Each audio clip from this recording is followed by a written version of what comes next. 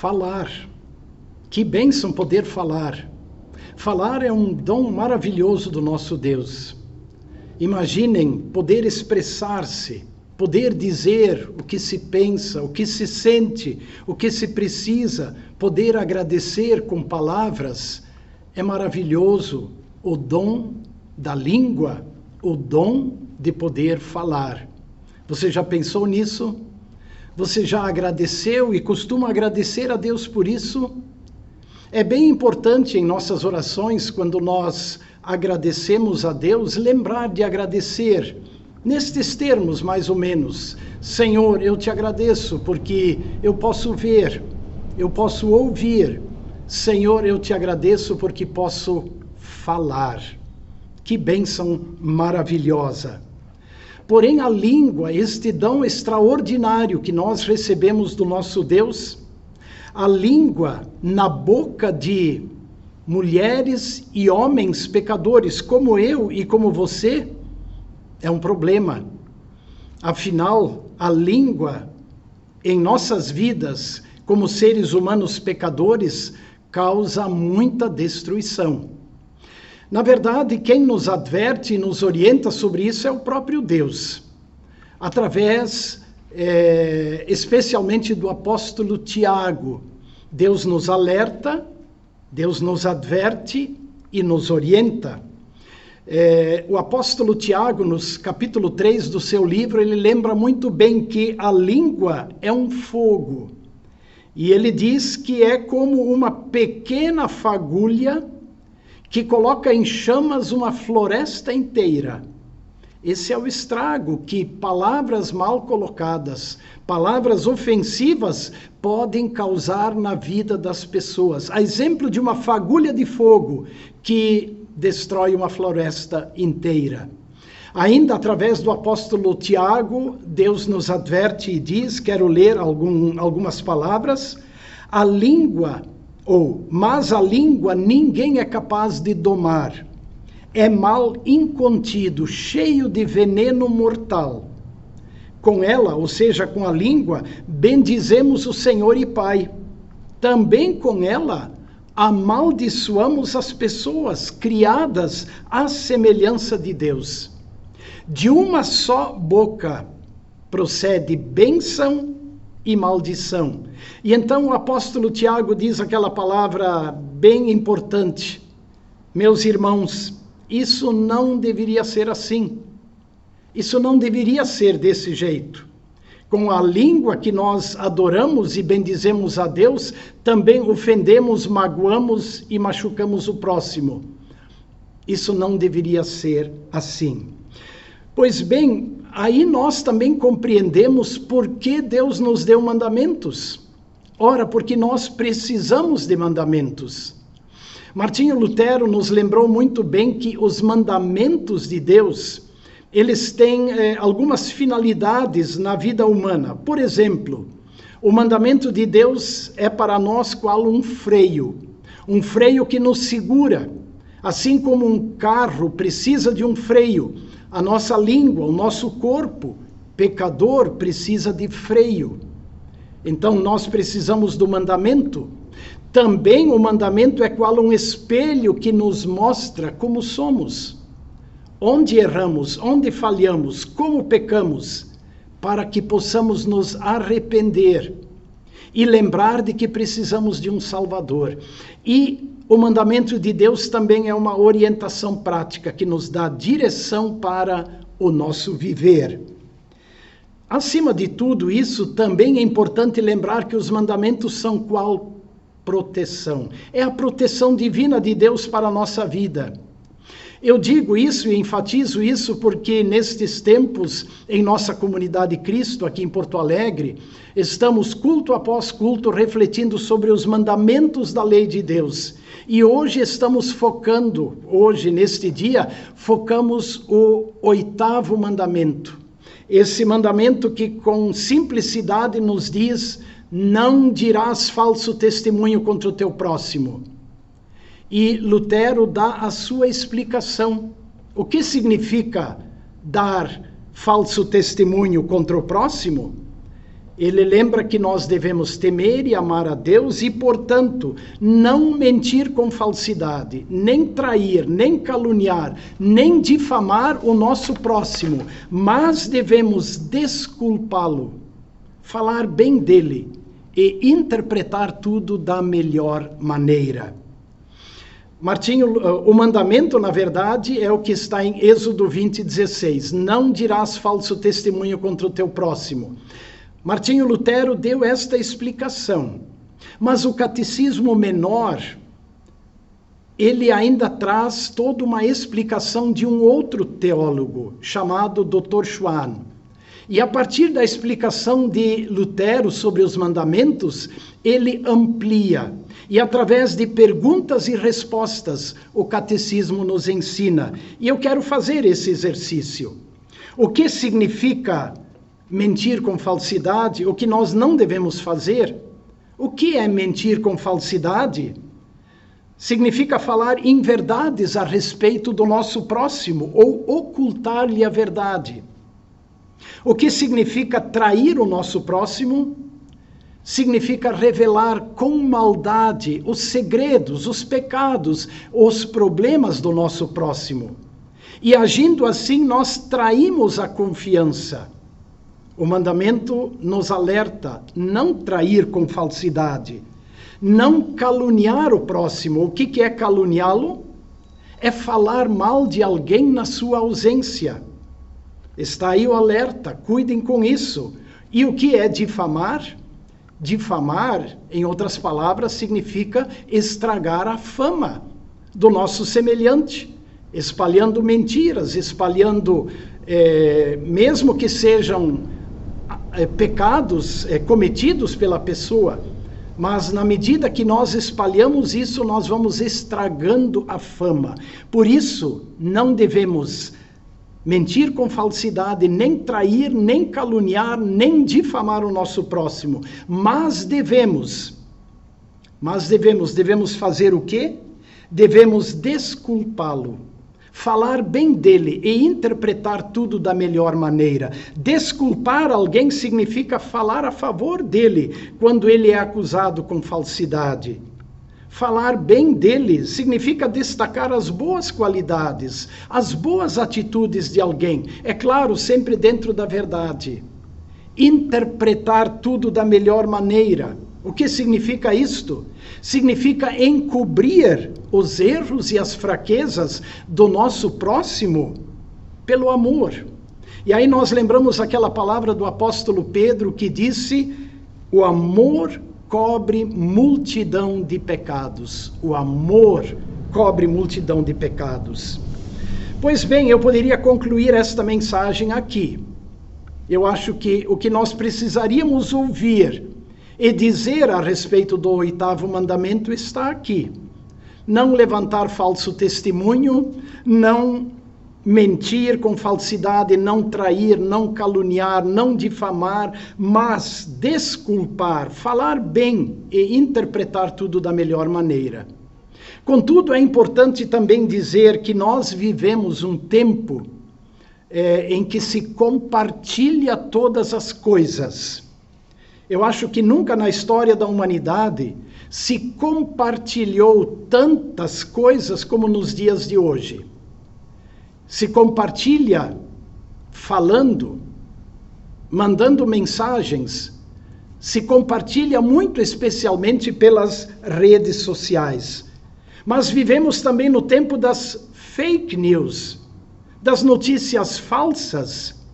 E aí os compartilhamentos, eles trazem alegrias e tristezas.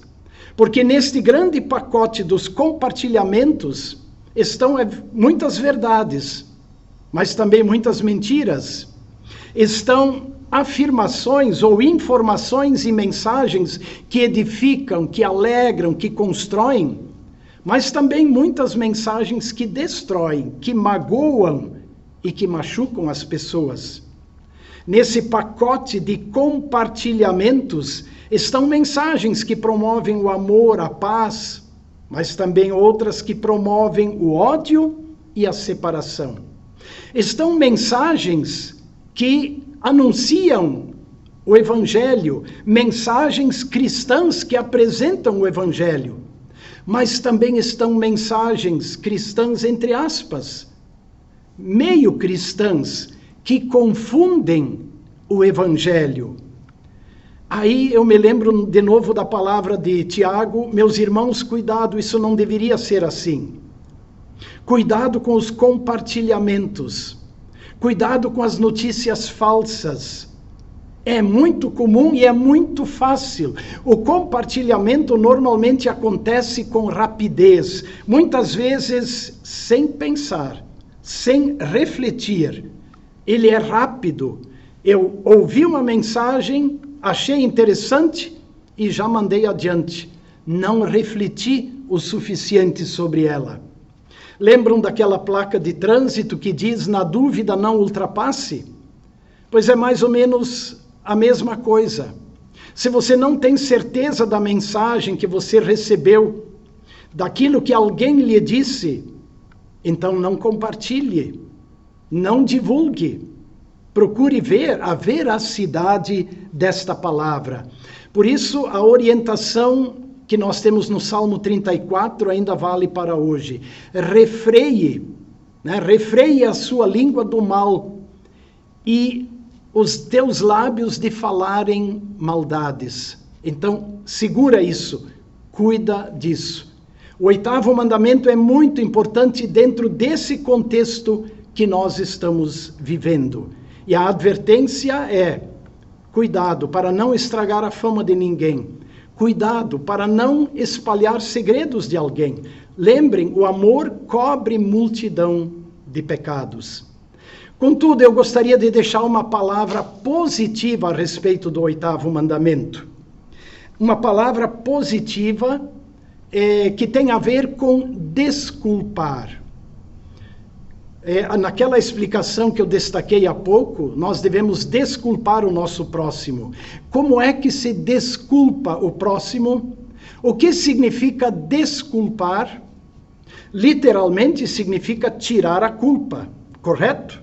Porque culpar alguém significa colocar sobre ele a culpa. Desculpar significa tirar a culpa de sobre ele. Pensem comigo, não foi exatamente isso que Deus fez com a humanidade? Ele desculpou a humanidade. Não, Deus não disse: todo mundo erra, todo mundo é fraco, todo mundo peca, então vou perdoar todo mundo. Não.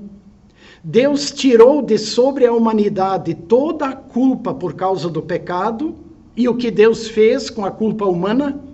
Colocou sobre o seu Filho Jesus. Alguém pagou pela culpa da humanidade, nosso Senhor e Salvador Jesus. Deus o considerou culpado em nosso lugar. Deus nos desculpou colocando a culpa sobre seu Filho unigênito, Jesus, o nosso Salvador. Se Deus agiu assim conosco, pensem comigo, não podemos nós agora também desculpar o nosso próximo? E desculpar o nosso próximo significa o seguinte: é dizer ao nosso próximo: eu condeno o teu erro, eu condeno o teu pecado, acuso e condeno o teu pecado, mas eu não te condeno. Ou seja, eu te perdoo. Se alguém me ofendeu, ou pensem comigo, se alguém lhe ofendeu, você pode dizer e deve dizer para essa pessoa: você me machucou, mas eu não te condeno por causa disso, eu te perdoo. E o perdão tira a culpa.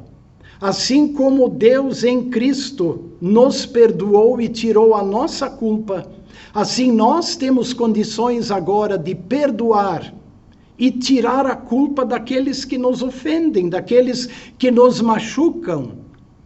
E aí, esse é o diferencial da fé cristã. Poder dizer ao ser humano, ao nosso semelhante: você errou comigo, mas eu te perdoo. Isso torna a vida mais leve, mais feliz. Por isso, querida irmã, querido irmão, eu queria ainda destacar, no complemento dessa mensagem, uma palavra que, ou melhor, na verdade, duas palavras da Escritura Sagrada, que de certa forma ilustram o 8º mandamento, aquilo que nós podemos fazer, ou aquilo que nós podemos evitar. Eu começo falando de Absalão, filho do rei Davi. Absalão queria a todo custo ser o sucessor do seu pai Davi. Queria herdar o trono. Mas ele ficou sabendo que o escolhido de Deus era Salomão, e não ele. Então, o que faz Absalão? Absalão, segundo o texto de 2 Samuel capítulo 15, até vou ler alguns versos, diz assim: depois disso, Absalão arranjou uma carruagem, cavalos e 50 homens que corressem à sua frente. Ele se levantava cedo e ficava à beira do caminho que levava ao portão da cidade. Quando passava um homem que tinha alguma demanda que devia ser submetida ao rei para julgamento, Absalão o chamava para si e lhe dizia: de que cidade você é? E quando ele respondia: este seu servo é de tal tribo de Israel, Absalão lhe dizia: olhe, a sua causa é boa e justa, mas você não tem ninguém que o ouça da parte do rei. E Absalão dizia mais: quem me dera ser juiz na terra, para que viesse a mim todo homem que estivesse em demanda ou questão, para que eu lhe fizesse justiça. Ou seja, o que faz Absalão? Ele começa a minar a fama de Davi, seu pai, o rei de Israel. E ele começa tentando conquistar as pessoas para si, dizendo: olha, se eu fosse rei em Israel, as coisas seriam diferentes. E assim ele difama seu pai e diz: pena, meu pai aí está velho, não consegue mais atender, mas se eu fosse o rei, as coisas seriam diferentes. Bom, nós conhecemos o final trágico de Absalão, que tenta reunir um exército para lutar contra o próprio pai. Contudo, este foi o final da sua vida, de alguém que não honrou o seu pai, mas que procurou de todas as formas difamar, prejudicar o bom nome e a fama do seu pai, o rei já idoso. Mas há um outro exemplo na Escritura Sagrada, está no livro de Provérbios. Não é muito conhecido esse fato. No último capítulo de Provérbios 31, versos 1 e 2, nós temos lá conselhos para o rei Lemuel. 31, versos 1 e 2 diz assim: palavras do rei Lemuel de Massá, que a mãe dele lhe ensinou. O que lhe direi, meu filho, filho do meu ventre? Que lhe direi, ó filho dos meus votos? E aí vem várias admoestações, mas lá no final, versos 8 e 9, nós temos as palavras de uma mãe ao seu filho, futuro rei. Abra a boca a favor do mudo, pelo direito de todos os desamparados. Abra a boca, julgue retamente e faça justiça aos pobres e aos necessitados. Palavra extraordinária que vale como orientação para cada cristão, quer seja rei ou não, né? Quer seja homem ou mulher, adulto ou criança. Fale, sim, fale, orienta esta mãe, mas fale, seja a voz do mudo, daquele que não tem voz. Não só mudo físico, mas aquele que não tem oportunidade de falar. Fale em favor dele, seja a boca dele. Fale pelo direito de todos os desamparados. Abra sua boca, sim, julgue retamente, faça justiça aos pobres e aos necessitados. Queridas irmãs, queridos irmãos, que também estas reflexões do 8º mandamento, com o qual Deus protege o nosso maior bem, nosso maior patrimônio, que é o nosso nome, a nossa fama e também do nosso próximo, que este mandamento nos lembre e nos ensine estas duas coisas importantes. Primeiro, que assim como Deus nos desculpou, tirando de sobre nós a culpa e colocando-a sobre Jesus, assim também nós podemos desculpar o nosso próximo. E em segundo lugar, sim, nós podemos falar do amor de Deus, podemos falar do plano da salvação de Deus, podemos falar da misericórdia de Deus, podemos falar do amor de Deus revelado em Jesus, do perdão que Ele deu para todos, mas também podemos ser a boca daquele que não tem vez, daquele que não pode falar, daquele que não é ouvido, daquele que é injustiçado. Sim, levantemos nossas vozes também em favor dele. Que a graça do Senhor Jesus, o amor do Pai e a companhia do Espírito Santo estejam com todos. Amém.